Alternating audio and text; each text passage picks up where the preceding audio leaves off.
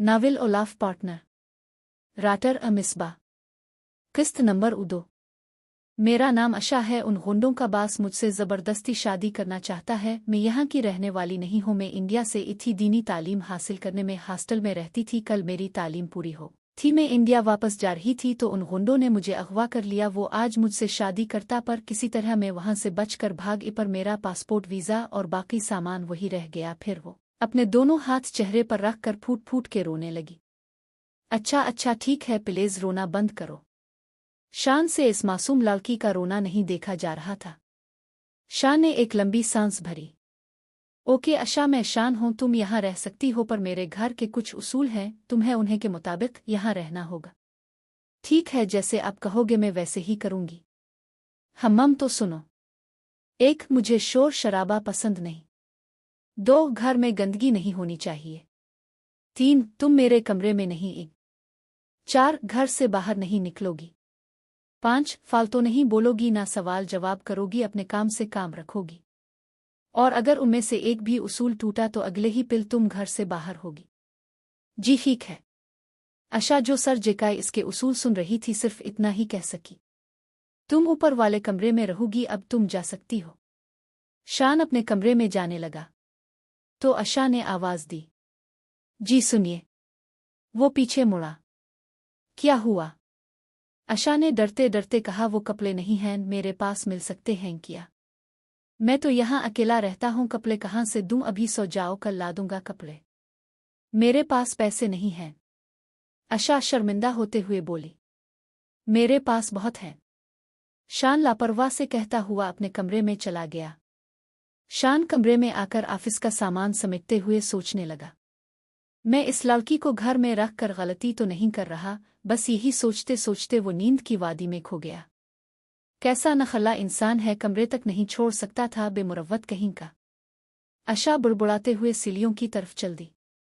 अशा डरते कमरे में दाखिल हुई। अपनी आंखों से पूरे कमरे का अच्छी तरह जायजा लेने के बाद वो कमरे का दरवाज़ा बंद करके सुकून का सांस लेती बेड पर बैठ।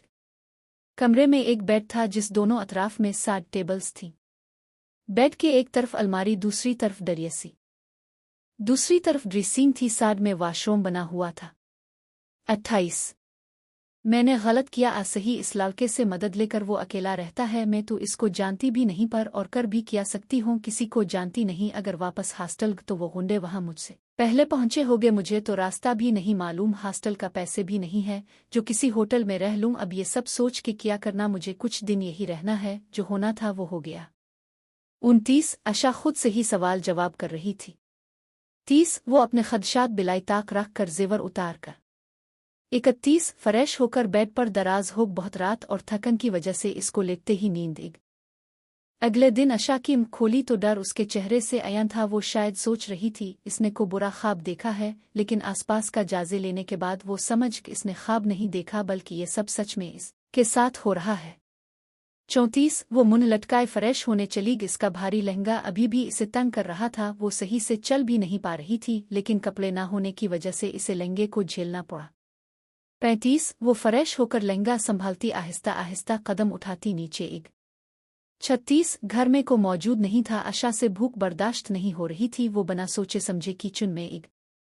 37 किचन की स्लैब पर खाना रखा था, साथ में एक खत भी मौजूद था। 38 अशा ने आसपास देखा, वहां को नहीं था, मतलब वो इसी के लिए था। 39 अशा ने खत उठाकर पढ़ा तो पता चला वो खत और खाना शान उसके लिए छोड़ कर गया है। 40 शान को ऑफिस जाना था, इसलिए वो अशा के लिए नाश्ता रख गया था। 41 खत में लिखा था, 42 मैं ऑफिस जा रहा हूं, तुम घर से बाहर नहीं निकलना। अशा ने खत पढ़कर एक तरफ रखा, नाश्ता लेकर सोफे पर बैठ। 43 44 खूब मज़े से नाश्ता किया, बर्तन धोकर किचन में ही रखकर फिर सोफे पर बैठ। 45 अब इसे बैठकर शान का इंतज़ार करना था जो वो कर रही थी। फिर इसको ख्याल आया टीवी ही देख लूं, थोड़ी ही देर टीवी देखकर वो थक। 46 टीवी बंद किया ही था तो दरवाज़ा खोलने की आवाज़ पर दबक के सोफे के पीछे छपक। 47 सामने से शान को आता देखकर वो सोफे के पीछे से निकले। 48 क्या कर रही थीं सोफे के पीछे? 49 शान ने नर्म लहजे में इस्तफसार किया। 50 अशा ने घबराते हुए जवाब दिया। जी वो मैं समझी को आ गया तो मैं सोफे के पीछे छपक थी। 52 शान ने अपनी मुस्कुराहट छुपाते हुए कहा। 53 नहीं इस घर में मेरे अलावा को नहीं आता। चून बेफिक्र रहो तुम। 55 आशा बस जी ही कह पा। 56 शान ने आशा को सामान से भरे कुछ शोपुर्स दिए और कहा। 57 इसमें तमें अरीली कुछ कपड़े हैं जो तुम्हें समझ रख लो बाकी मुझे वापस कर देना। 58 आशा कुछ कहती इससे पहले ही शान अपने कमरे में जा चुका था। वो खामोशी से अपने कमरे में 59 कपड़े देखने लगी जो उसके सास के थे। वो इसने रख ली बाकी एक तरफ रख दी। इसी में से एक जोड़ा इसने नहाकर जेब तन किया। 60 सफ़ेद पाजामा और नीले रंग की फराक में इसका गोरा रंग और खिल गया था। शान की ज़रूरी मीटिंग थी। वो सुबह जल्दी उठ गया था और अपने लिए नाश्ता बनाने के बाद वो कल रात घर मेहमान के लिए नाश्ता बनाना नहीं भूला था। फिर ऑफिस से घर आते हुए वो आशा के लिए कपड़े लेने गया क्योंकि शान को आशा के कपड़ों का साज नहीं मालूम था, इसीलिए इसने मुख्तलिफ साज के कपड़े ले लिए। वो आशा को इसलिए साथ नहीं लाया था, गुंडे इसके पीछे लगे थे और किसी को नहीं मालूम था शान के घर में लड़की रह रही है। शान आशा से दूर रहना चाहता था, यही वजह थी कि वो आशा को कपड़े दिए कर इसकी बात सुने बगैर अपने कमरे में चला गया और फिर फ्रेश हैकर बाहर आया। वहां आशा मौजूद नहीं थी। वो खामोशी से किचन में अपने लिए खाना बना रहा था। तब आशा ऊपर से और शान को अप्रन और शेफ कैप पहने देखकर हैरान रह थी। शान ने इसको देख लिया था पर कोई रिस्पॉन्स नहीं दिया। आशा ने ही बात शुरू की। वो अब से बात करनी थी। हिमम कहो मैं सुन रहा हूँ, शान ने टमाटर काटते हुए कहा। देखा अब भी नहीं था आशा को। मैं आपका एहसान कैसे चुकाएगी? मासूमियत से सवाल पूछा गया।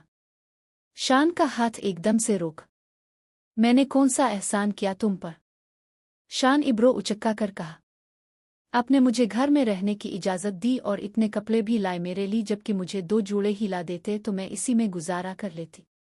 आशा ने शान की नज़रें खुद पर मरकूज देखकर एक ही सांस में जवाब दिया। शान ने अपनी मुस्कुराहट छुपाते हुए कहा।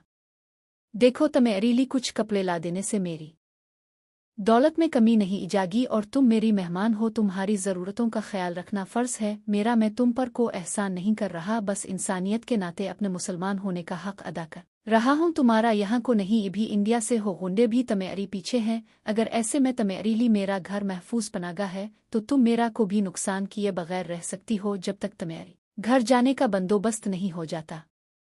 आशा शर्मिंदा सी हो गई थी कि वो इस इंसान को क्या समझ रही थी और वो क्या था। आशा को अब इत्मीनान हो गया था कि अब इसे डरने की ज़रूरत नहीं। शान की बातों ने इसे बहुत हिम्मत दी थी। वो अब पर सुकून थी। शान भी अपने काम में मसरूफ़ हो चुका था।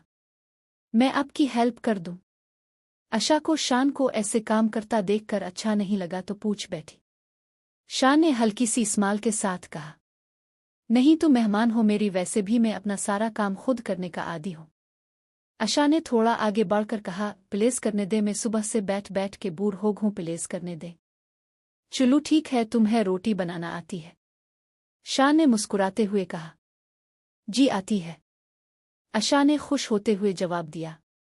शान ने कहा। इजा तुम रोटी बना, मैं सालन बना रहा हूँ। दोनों ने ऐसे ही मिलजुल के काम किया और फिर दोनों ने साथ बैठ के खाना खाया। शान ज्यादा बात नहीं करता था, ये बात आशा समझ गई थी, इसीलिए वो खुद भी ज्यादा नहीं बोली। जब वो दोनों फ्री हैकर बैठे तो आशा को याद आया अपने घर कॉल करना, तो वो भूल ही गई। इसने फौरन शान से कहा। शान मुझे अपने घर कॉल करनी है। आशा ने शान का पहली बार नाम लिया था। शान को पता नहीं क्यों आशा की जुबान से अपना नाम सुनना बहुत अच्छा लगा। वो खुद नहीं समझ पा रहा था कि इसे क्या हो रहा है। वो कभी भी किसी के लिए इतना नर्म नहीं पड़ा जितना आशा के लिए नर्म हो गया था। शायद आशा मेरी बात मानती है, इसीलिए शान ने खुद ही सोचा। शान आशा ने शान को दोबारा मुखातिब किया। शान अपनी सोचों से वापस आया। हाँ ये लो, मेरे मोबाइल से कॉल कर लो। शान ने मोबाइल आशा की तरफ बढ़ाते हुए कहा। आशा ने खुशी खुशी मोबाइल हाथ में थाम और अपने घर का नंबर डाल करके मोबाइल कान से लगा लिया। कुछ देर बेल बजने के बाद कॉल उठा ली थी। शान यही सोचने बैठा हुआ था कि इसको अच्छा क्यों लगा था आशा की जुबान से अपना नाम। शान ने सोचा शायद वो इसकी जिंदगी में आने वाली पहली लड़की है जिसको इसने अपना नाम लेने का हक दिया है। वैसे तो सिर्फ ऑफिस की लड़कियां इससे बात करती हैं जो सर कहकर इसको मुखातिब करती हैं, वो बस इतना ही सोच सका था। आशा इसको मोबाइल वापस करने एक थी। इसने खामोशी से मोबाइल ले लिया था। वो शुक्रिया कहकर अपने कमरे की तरफ चल दी थी। शान भी खामोशी से टीवी देखने में मगन हो गया था।